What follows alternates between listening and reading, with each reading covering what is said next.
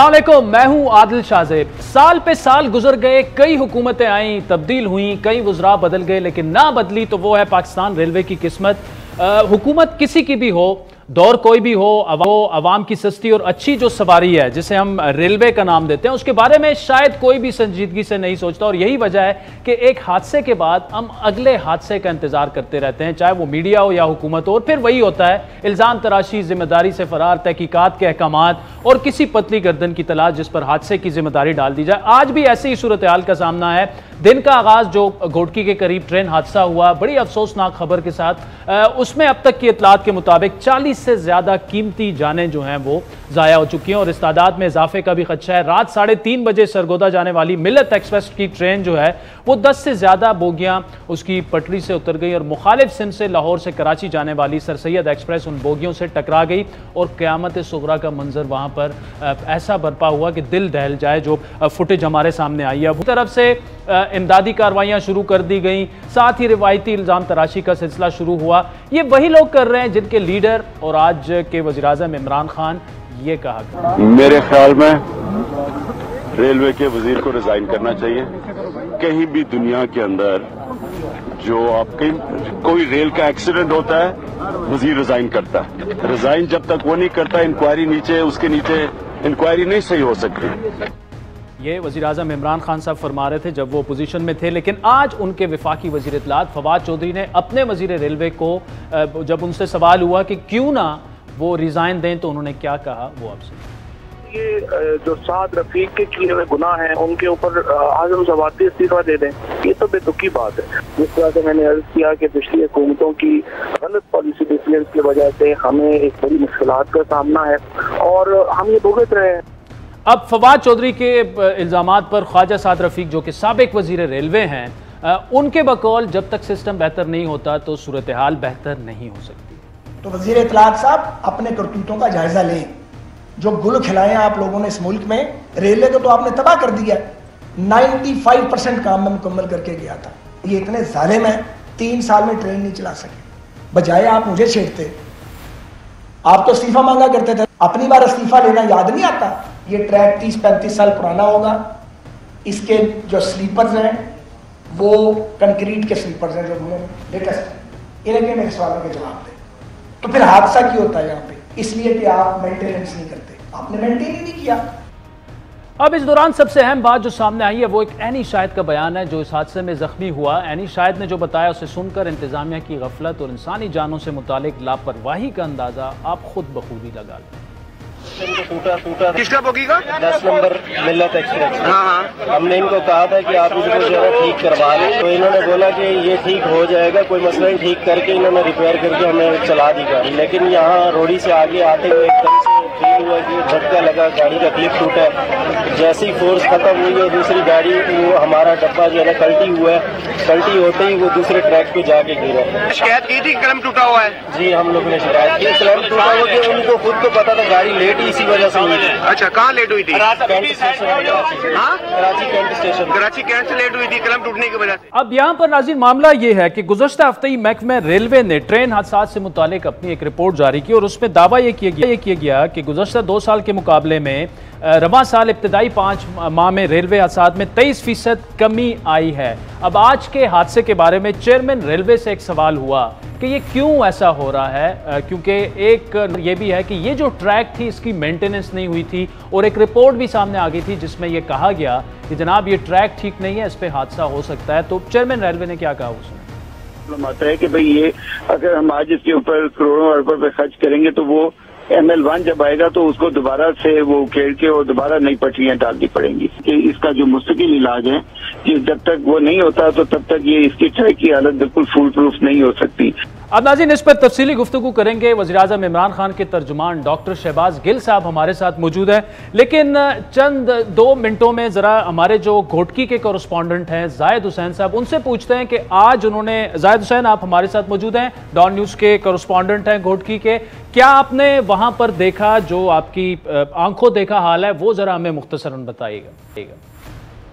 जी बिल्कुल, जैसे सुबह जैसे हमें इतला मिली कि ये हादसा हुआ है, हम वहाँ पहुँचे। ठीक। तो पहले तो वहाँ जो मकामी लोग थे वो इंतजामिया से पहले पहुंचे हुए थे, जो ट्रैक्टरों के जरिए वहाँ जख्मियों को निकाल रहे थे। जो इंतजामिया पुलिस है, एम्बुलेंसेज है, वो उनके बाद पहुंची हैं। हालांकि वहाँ रास्ता तो खराब है, लेकिन इंतजामिया इतना दूर नहीं था कि उन्होंने बहुत ही लेट कर दी थी, 1-1.5 घंटे तक वो लेट कर दी थी। वहाँ पर जो है उनके लिए जो हो गया था, वहाँ पर मसला हुआ था। वहाँ हालत जो थे, लोग जो थे अपने आप खुद अपनी मदद आप के तहत भी निकल रहे थे, लोग उन जख्मियों को इलाका मकीन निकाल रहे थे। इंतजामिया तकरीबन डिप्टी कमिश्नर 9 बजे पहुंचा है, उसके बाद रेंजर्स पहुंची है, पाकिस्तान आर्मी पहुंची है, ये तमाम जो है उनके रेस्क्यू में थे। वहाँ पर जो खवातीन थी वो अपने बच्चों को वहाँ पर ढूंढ रही थी, वो गायब थी, कोई जख्मी पड़े थे, कोई डेड बॉडीज पड़ी थी। लेकिन वो जो रेस्क्यू ऑपरेशन है उसमें तो जो है देखा गया कि उसमें या गफलत की गई या सुस्ती कहा जाए, तो ये देखने में मिला। ठीक है। अच्छा जाहिद, मुख्तसरन ये बताइएगा, शहबाज गिल साहब हमारा इंतजार कर रहे हैं कि हुआ क्या। ये आप वहां पे गए, हम तो यहां से बैठ के मीडिया देख रहे हैं, ये हादसा हुआ कैसे, आपको वहां पर नजर क्या आया और आपको क्या बताया गया?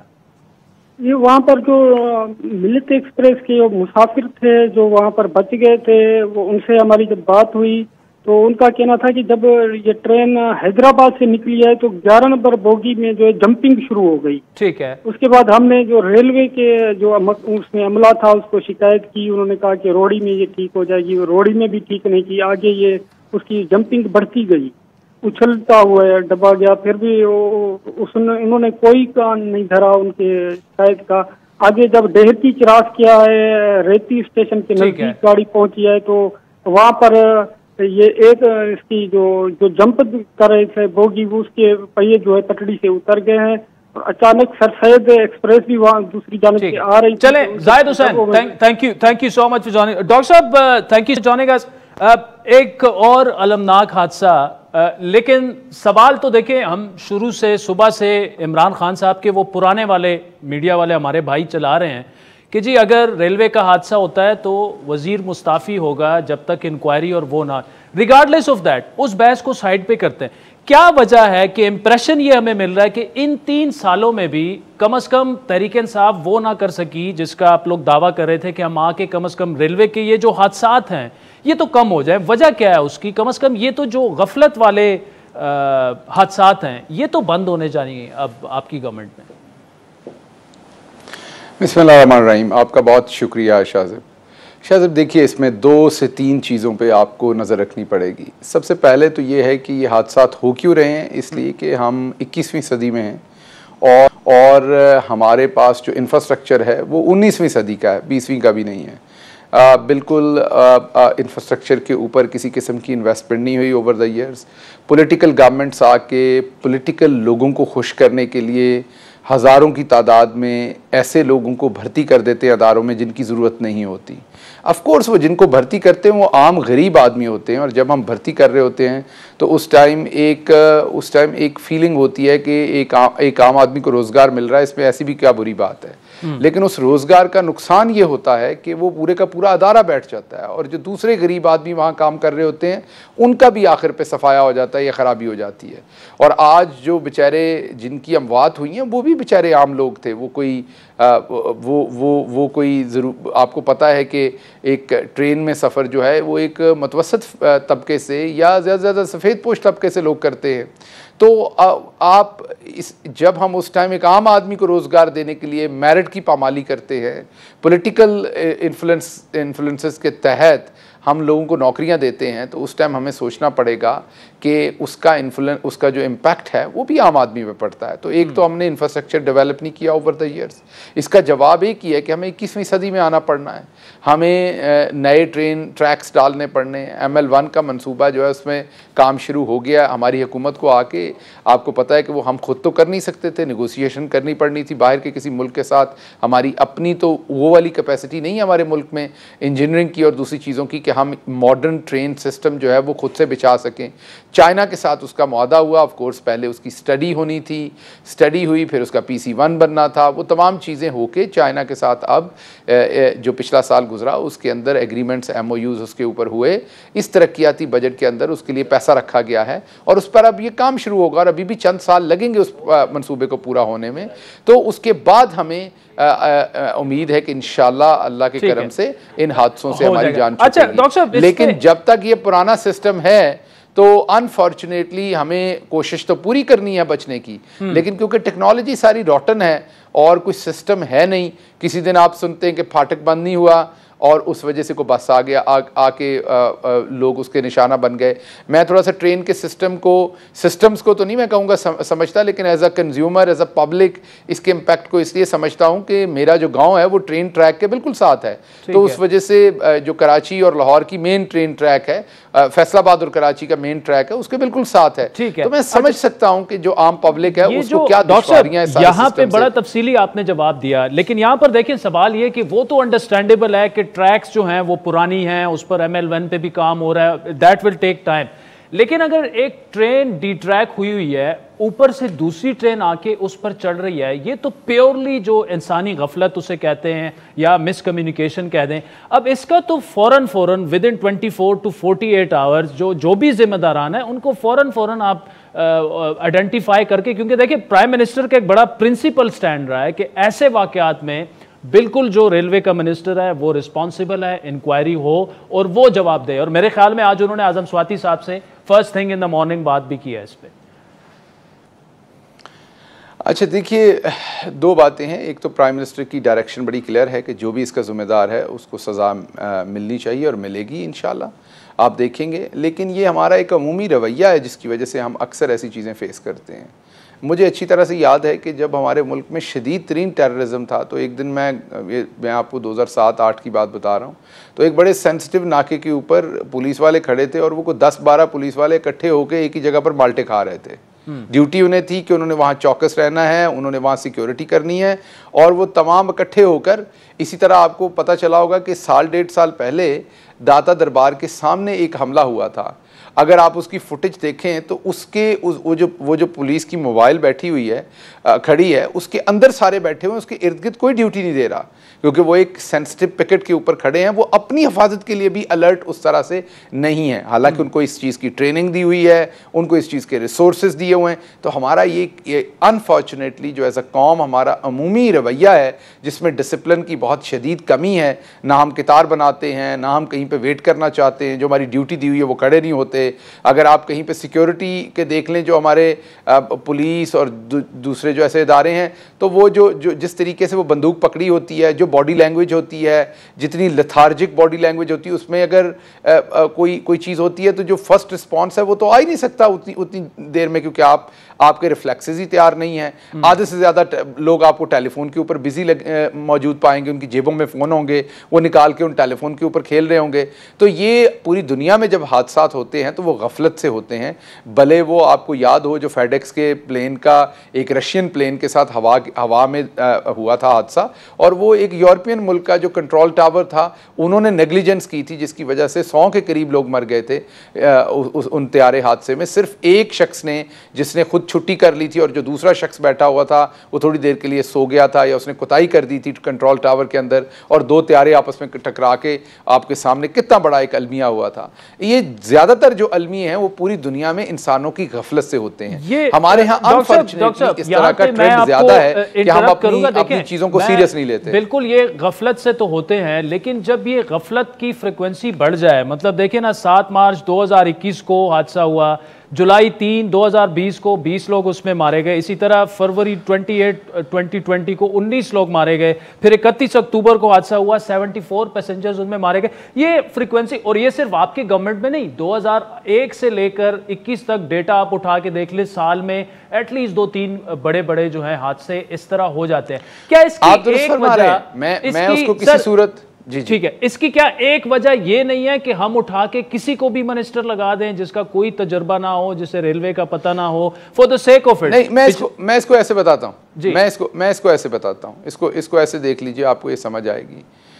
ये बात ये नहीं होती मिनिस्ट्री ने पॉलिसी मेकिंग करनी है, मिनिस्टर ने आगे के डिसीजन करने हैं। ये जो बेसिक रिक्वायर्ड इंफ्रास्ट्रक्चर है वो आपका मौजूद होगा तो बेसिक्स चल जाएंगी, नहीं होगा तो नहीं। आज़म सवाती साहब जो हैं वो बहुत मेहनती आदमी हैं, अभी उनके पास ये मिनिस्ट्री है तो मैं देख रहा हूँ कि वो बहुत मेहनत कर रहे हैं हर डिफरेंट एरियाज़ के अंदर। आप पॉलिटिकली डिफ़र कर सकते हैं किसी से भी, आपको सवाती साहब नापसंद हो सकते हैं, शेख रशीद नापसंद हो सकते हैं, साद रफ़ीक नापसंद हो सकता है, किसी को कोई भी पसंद या नापसंद हो सकता है, लेकिन एक रियलिटी तो हम सबको पता है कि हम 21वीं सदी के अंदर 19वीं सदी का जो रेलवे का सिस्टम है उसके ऊपर बैठे हुए हैं। अभी भी वो शख्स फाटक बंद करता है, अगर उस टाइम उसकी आंख लग गई उस शख्स की, वो भी सारे सियासी भर्तियां हैं, आपको पता है उसी गांव का बंदा होता है, उसकी फाटक के ऊपर ड्यूटी होती है, वो भैंस को चारा डाल रहा है उस टाइम, उधर से ट्रेन आ गई है, उसने फाटक बंद नहीं किया, आगे बस आ गई और लोगों की अमवात हो गई।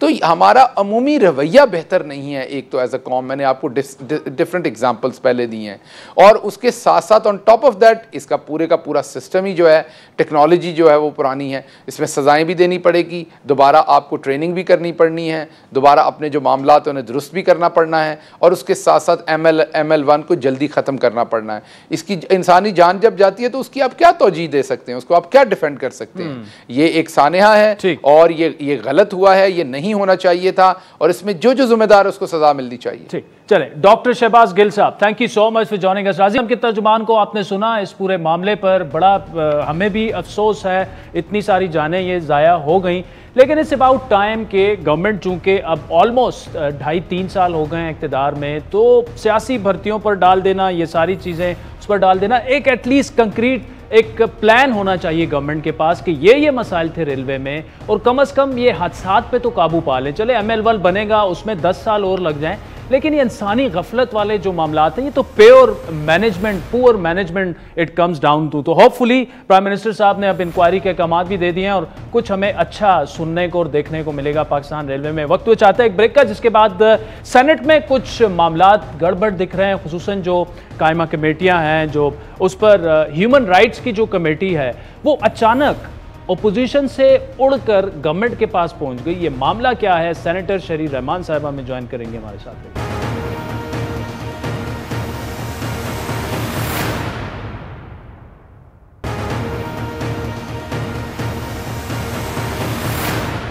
वेलकम बैक नाज़रीन। गुज़श्ता हफ्ते सेनेट में मुख्तलिफ कायमा और फंक्शनल कमेटियों के नए सरबराहान मुंतखब किए जा रहे थे, और इस दौरान एक अहम पेशरफ्त जुम्मे को उस वक्त हुई जब इंसानी हकूक़ की कमेटी की सरबराही हिज़्ब इख्तिलाफ से निकलकर हुकूमत के हाथ में चली गई, या यूं कह लें कि खुद अपोजिशन ने यह कमेटी हुकूमत की झोली में डाल दी। आज अपोजिशन पार्टीज के रहनुमा इस फैसले पर तशवीश का इज़हार कर रहे हैं, लेकिन गुज़श्ता हफ्ते जो कुछ हुआ उनमें जो उनका किरदार रहा है उस पर सवालात उठ रहे हैं कि आपस की जो चपलिश है, बल्कि इंट्रा पार्टी मसाइल जो हैं वो इंसानी हुकूक जैसे अहम मसले पर अपोजिशन जमातों ने ज़ाती अनाद और मफाद को तरजीह दी। इस हवाले से पीपल्स पार्टी के सेनेटर मुस्तफ़ा नवाज खोकर का ट्वीट कई सवाल खड़े कर गया।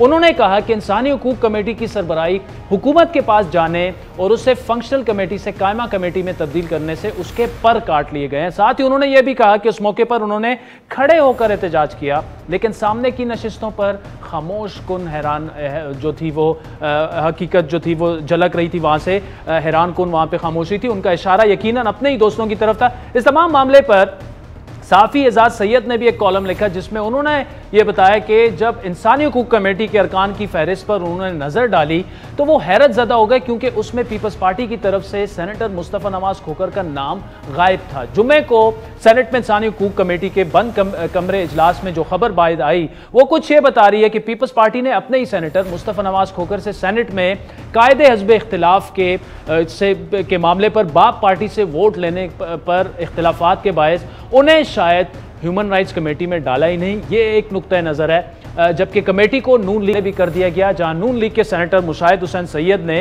अपनी ये कमेटी की चेयरमैनशिप जो थी वो हुकूमत को दे दी। और जो है अब मामला ये है कि इंसानी हुकूक कमेटी को हुकूमती सेनेटर वलीद इकबाल के हवाले करने में असल किरदार किसने अदा किया, नून लीग के सेनेटर जो हैं साबिक सेनेटर परवेज रशीद ने ट्विटर पर सेनेट की इंसानी हुकूक कमेटी का हुकूमत के हाथ में जाने पर अफसोस का इजहार करते हुए कहा कि मुशाहिद हुसैन उसकी सरबराही हुकूमत को देकर दिफा की कमेटी हासिल की, लेकिन अब मुतासिरीन की आहों के मुजरिम हम भी होंगे। जबकि गुज़श्ता रोज़ नून लीग के सीनियर नायब सदर शाहिद खाकान अब्बासी ने यहां तक कहा कि मुशाहिद हुसैन सैयद से इस हवाले से पार्टी पूछेगी। ये किसी की, जहां तक मेरी नॉलेज है, ये मुझे कल इस मामले का पता चला है, ये किसी की मर्जी से नहीं हुआ और ये उन्होंने किया तो गलत किया है, उनको इसका जवाब देना पड़ेगा। पार्टी ने इंटरेस्ट, पहले सिलेक्शन ऑफ कमेटीज होती है, हमें कुछ कमेटीज मिली सेनेट में, उनमें से एक कमेटी की चेयरमैनशिप मुशाहिद हुसैन सैयद साहब को दी गई।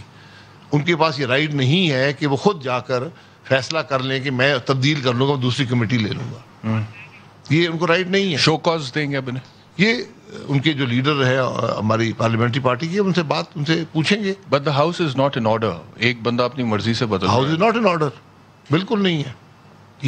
यानी सूरत हाल यह कि पीपल्स पार्टी ने यह जिम्मेदारी अब नून लीग पर डाल दी और नून लीग ने यह मलबा अपने सेनेटर मुशाहिद हुसैन सैयद पर डाल दिया। हमने मुशाहिद साहब से उनका मौक़िफ़ जानने के लिए राब्ते की कोशिश की, उनको मैसेजेस भेजे, लेकिन फिलहाल उनकी तरफ से कोई जवाब नहीं आया। इस तमाम मामले में अपोजिशन ने सेनेट में दिफा और खारजा उमूर की कमेटियों की सरबराही तो हासिल कर ली, लेकिन उसके बदले इंसानी हुकूक पर नज़र रखने का इख्तियार हुक्मरान जमात के सुपुर्द कर दिया। और ऐसा करते हुए अपोजिशन ने दर हकीकत इंसानी हुकूक जैसे अहम मसले के बारे में बेइत्तेनाई दिखाई है, जो मुस्तकबिल में यकीनन ये पछतावा जो है इसकी सूरत में अपोजिशन का पीछा करते रहेगी। ऐसा क्यों हुआ, इसी पर तफसीली गुफ्तगू करेंगे। पीपल्स पार्टी की सीनियर रहनुमा सेनेटर शहरी रहमान साहिबा हमारे साथ मौजूद हैं। सेनेटर साहिबा, थैंक यू। बड़ी कंट्रोवर्सी एक बन गई है, अब आपका वर्जन तो सामने आ गया कि आपने नून लीग को ये कमेटी दे दी और नून लीग ने आगे इसको ट्रेड कर दिया, लेकिन आपने ये कमेटी नून लीग को दी ही क्यों? क्योंकि मुस्तफ़ा नवाज खोखर जब इसके चेयरमैन थे, बड़ी अच्छी आपकी परफॉर्मेंस रही थी, पीपल्स पार्टी को भी उसका क्रेडिट मिल रहा था,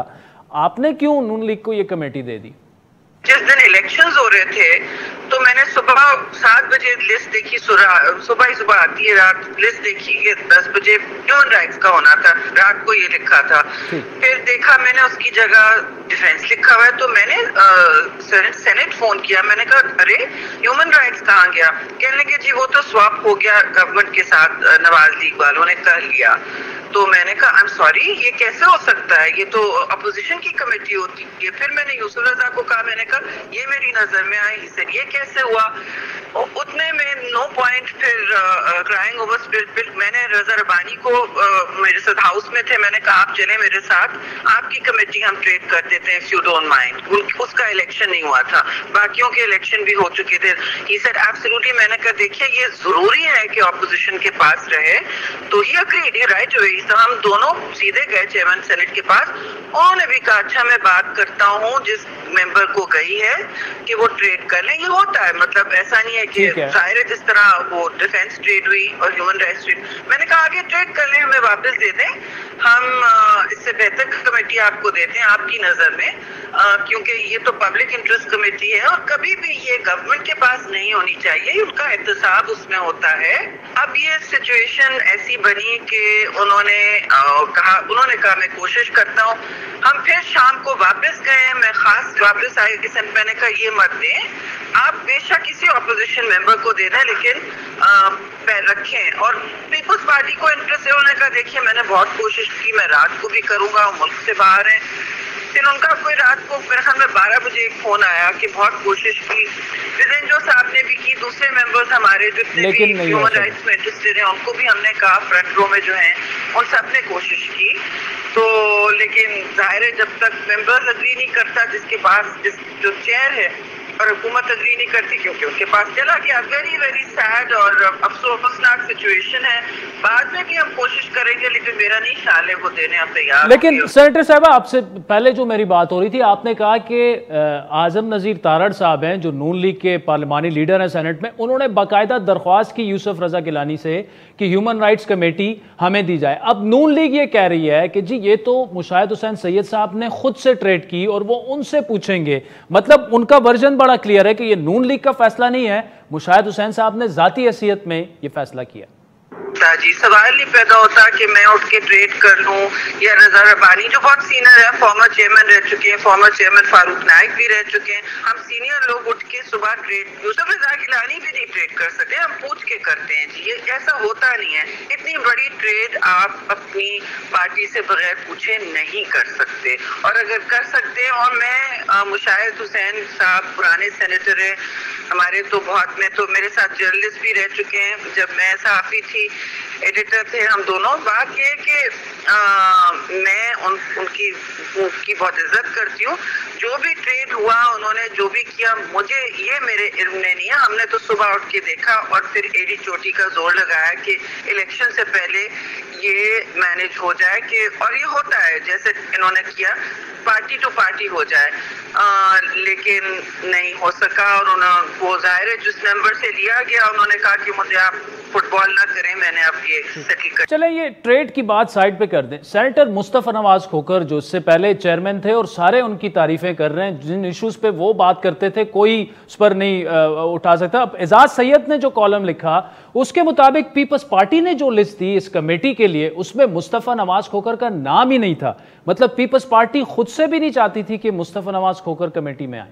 ये लोगों को शायद प्रोसीजर नहीं पता, जो लिस्टें होती हैं वो डायरेक्ट चेयरमैन के पास जाती हैं, एक फॉर्म आता है, वो आप खुद भी चेक कर लीजिए, एक फॉर्म आता है जो हर सेनेटर के पास 2 महीने पहले आ जाता है, इलेक्शन के टाइम ही आ जाता है, उसके बाद के आप अपने उसमें तरजीहात या प्रेफरेंसेस, सबको अपनी प्रेफरेंस ही मिलती है, लेकिन आप फर्स्ट 5 दे दें तो 1 2 3 5 करके तरजीहात दे दी जाती हैं, हम सब देते हैं, यानी कि 100 के 100 सेनेटर्स 100 हैं तो 100 देते हैं, 104 बशमूल लीडर्स के, पार्टी लीडर्स सब अपने अपने देते हैं, और जो मेंबरान को कोई खास, सबको कोई ना कोई खास कमेटी में शमूलियत का शौक होता है या उनकी वहाँ एक्सपर्टीज होती है।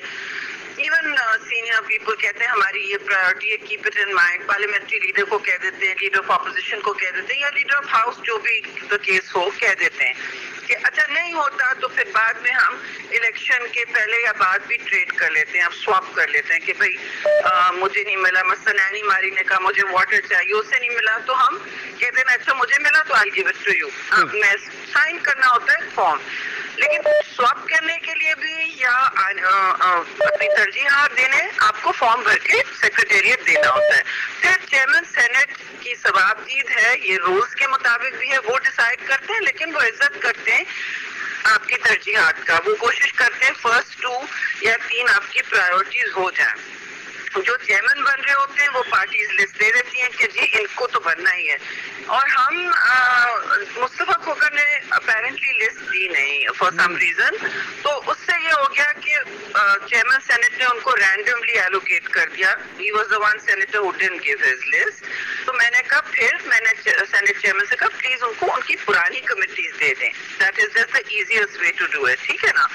उस पे उन्होंने कहा अब लेट है, अब मैं बाद में जो स्विचेस करने होंगे, जैसे बहुत मेरा भी 1 2 3 स्विच होंगे अगर हो सके, तो मैंने कहा नहीं हम किसी को भी निकाल लेंगे अपने मेंबर को और उनको दे देंगे, because he did a very good job. तो ये स्टोरी है, पता नहीं उसकी इतनी स्टोरी कि पीपल्स पार्टी ने लिस्ट नहीं दी, हम तो सर आंखों पर सबको कहते हैं पहली तरजीहात मिले, सबको कोशिश यही होती है और इंशाल्लाह हो जाएगा। चले इंटरेस्टिंग सेनेटर साहबा, लेकिन क्या सेनेटर मुस्तफ़ा नवाज खोखर से आपकी इस पे हुई, क्योंकि आप ये कह रही हैं उन्होंने अपनी तरजीहाती लिस्ट नहीं दी, तो उनसे पूछा आपने कि अगर उन्होंने नहीं दी और क्या उन्होंने जवाब में क्या कहा, क्यों नहीं दी? हाँ मेरे बकौल नहीं, मैं मतलब I have no reason to lie, you can verify all this. ठीक, चले सेनेटर शरीन रहमान साहबा, thank you so much for joining us. कोशिश की सेनेटर नवाज खोखर से भी कि उनको प्रोग्राम में बुलाएं या उनसे उनका वर्जन ले लें, राब्ता तो नहीं हो पाया, लेकिन उनके करीबी जराए इस बात को कंफर्म कर रहे हैं कि उन्हें जिन 3 कमेटियों में डाला गया है उनसे ना पूछा गया, ना उसमें वो इंटरेस्टेड है, और ह्यूमन राइट्स कमेटी के हवाले से उनसे जो है किसी ने कोई बात नहीं की। वक्त हुए चाहते एक ब्रेक का, जिसके बाद बैरियर टाउन कराची में कल जो तोड़ फोड़ हुई उसके पीछे क्या था, वजह क्या थी कि सिंध पुलिस की मौजूदगी में सारा सब कुछ हुआ, तफसीली गुफ्तगू करेंगे एक ब्रेक के बाद।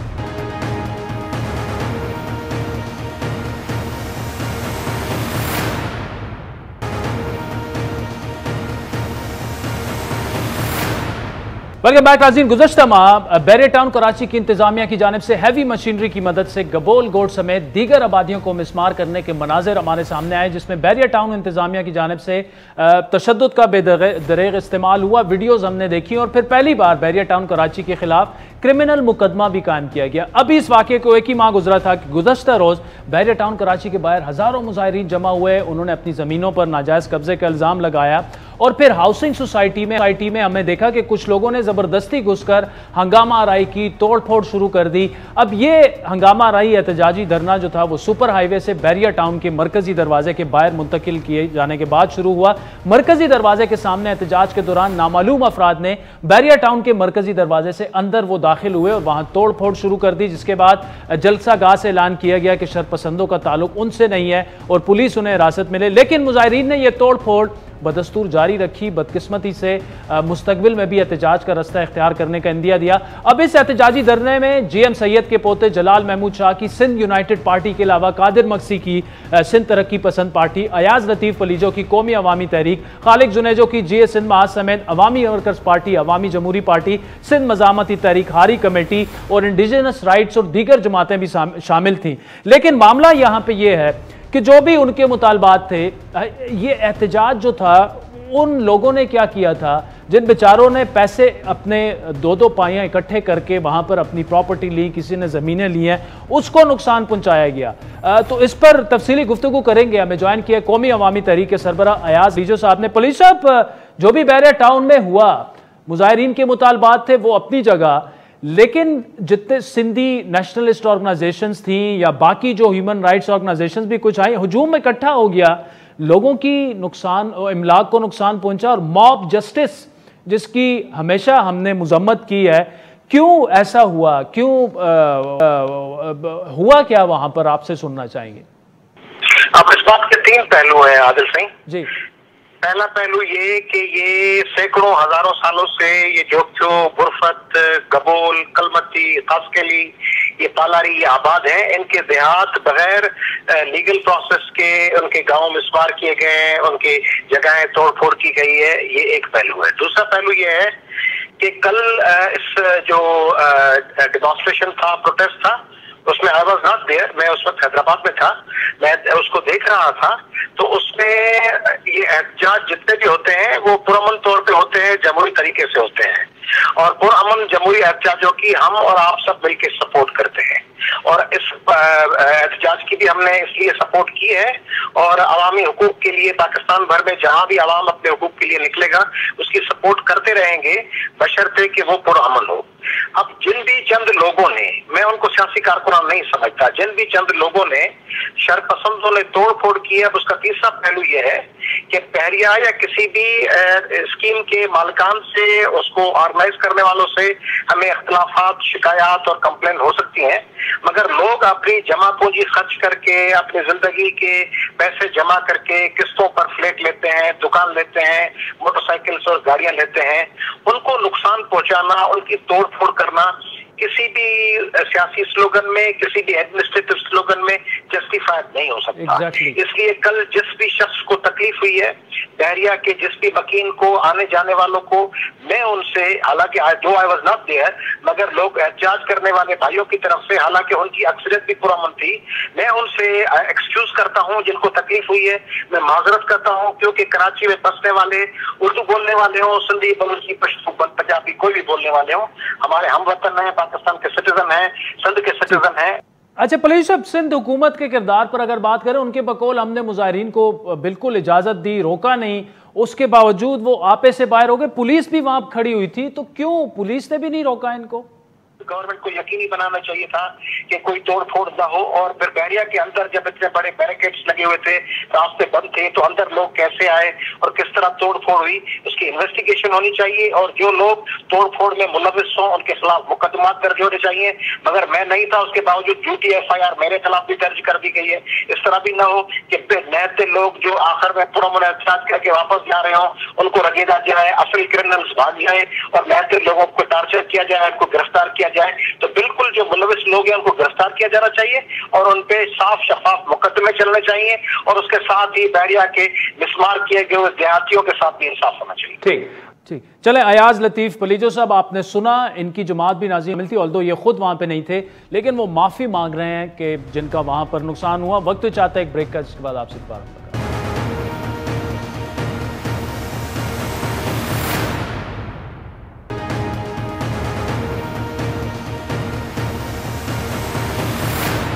वेलकम बैक नाज़रीन। क्या अफगानिस्तान से इनखला के बाद भी अमेरिका खित्ते में अपनी मौजूदगी बरकरार रखने के लिए बेसिस बनाना चाहता है, और उसके लिए क्या वो पाकिस्तान के साथ जो है वो यहीं पे बनाना चाह रहा है? क्या पाकिस्तान पर इस हवाले से माजी की तरह इस दफ़ा भी शदीद अमरीकी दबाव है? ये तो वो तमाम सवालात हैं जो अफगानिस्तान में अमरीकी जंग के खात्मे के ऐलान के साथ ही शुरू हो गए हैं और मुसलसल दोहराए जा रहे हैं, बावजूद इसके कि पाकिस्तान की तरफ से आला सतह पर अमरीकी बेसिस के क़याम की सख्ती से तरदीद भी की जा चुकी है। गुज़श्ता हफ्ते हमारे प्रोग्राम में national security adviser doctor Moeed Yusuf ने भी ये कह दिया था कि इस मामले पर बात करना ही बेकार है।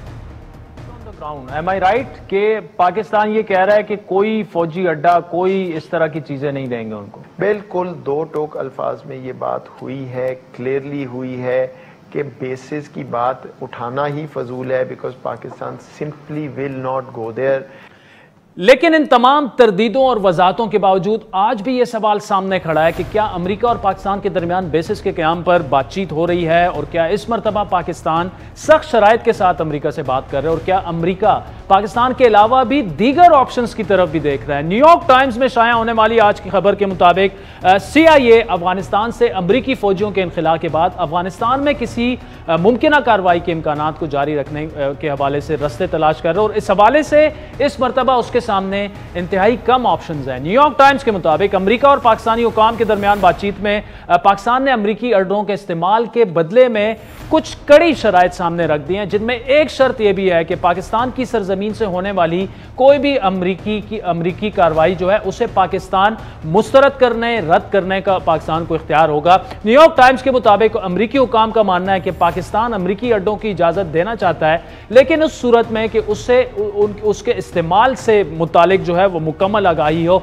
न्यूयॉर्क टाइम्स ये भी लिखता है कि अमरीकी CIA के सरबराह ने हाल ही में पाकिस्तान का एक खुफिया दौरा किया, जिसमें उनकी आला सरकारी हुकाम से मुलाकातें हुई, और इन मुलाकातों में अफगानिस्तान में मुस्तकबिल में होने वाले अमरीकी ऑप्शन से मुतालिक तफसीली गुफ्तगू हुई।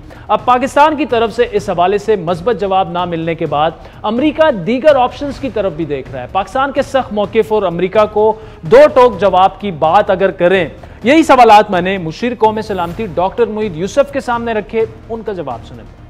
पाकिस्तान को अमेरिका जो है वो अभी भी रीजनल गॉगल्स या ये कह दें कि अफगानिस्तान के कॉन्टेक्स्ट में ही देखता है। ये आपकी बात दुरुस्त है, काफी हद तक दुरुस्त है कि अभी तक अप्रोच वो रीजनल ही है। अभी वो एफ-पैक जो कहते हैं उससे शायद निकल के तो अब चाइना की ऑब्सेशन है। अच्छा। और हिंदुस्तान उसमें उनको रोल नजर आता है। It's become a part of our diplomatic culture unfortunately कि जी ये बताएं अमेरिका हमसे क्या चाहता है। I am not interested. मेरा सवाल ये है मैंने अमेरिका से क्या लेना है, मैं किस किस्म की पार्टनरशिप चाहता हूं। हम प्रोएक्टिव अप्रोच के साथ जा रहे हैं, हम बता रहे हैं भाई ये हमारे कंसर्न्स, ये अपॉर्चुनिटीज, ये चीजें। अब आप जवाब दें। हमारी सोच ये है कि बायलैटरल पाकिस्तान US कोई और लेंस के बगैर आगे चलना चाहिए। अब नाज़रीन, इस सूरत-ए-हाल में अमेरिका सेंट्रल एशियाई रियासतों की तरफ भी देख रहा है, जहां से वो अफगानिस्तान पर नजर रखने के साथ साथ खित्ते में चीन के बढ़ते हुए असर रसूख पर भी नजर रख सकता है। इनमें उज़्बेकिस्तान और किर्गिज़स्तान में अपने अड्डे करने पर सुना है कि काम हो रहा है। ये दोनों रियासतें माजी में भी जंग के दौरान जो है अमेरिका की मेजबानी कर चुकी हैं। तमाम मामले पर बात करेंगे। वाशिंगटन में newsline institute of strategy and policy के director analytical development Kamran Bukhari साहब हमारे साथ मौजूद हैं। कामरान साहब, thank you so much for joining us. आपने बड़ा एक इंटरेस्टिंग और तफसीली पीस आर्टिकल भी इस पर लिखा जो सुबह मैं पढ़ रहा था।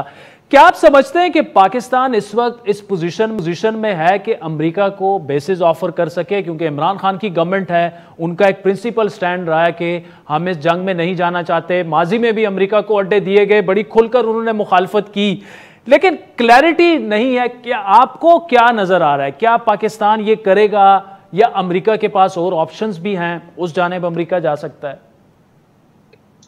देखें आदिल, इसमें पाकिस्तान तब्दीली ला सकता है एक टैक्टिकल लेवल के ऊपर, जो माजी में होता रहा है कि जैसे मुशर्रफ दौर में जो है ड्रोन हमले जो होते थे शम्सी एयरबेस से, वो उस तरह की सूरत हाल अब पाकिस्तान जो है एक्सेप्ट नहीं कर सकता, और ख़ास तौर पे क्योंकि सियासी हुकूमत है और हालात भी वो नहीं रहे, आवाम के अंदर इसका दबाव है।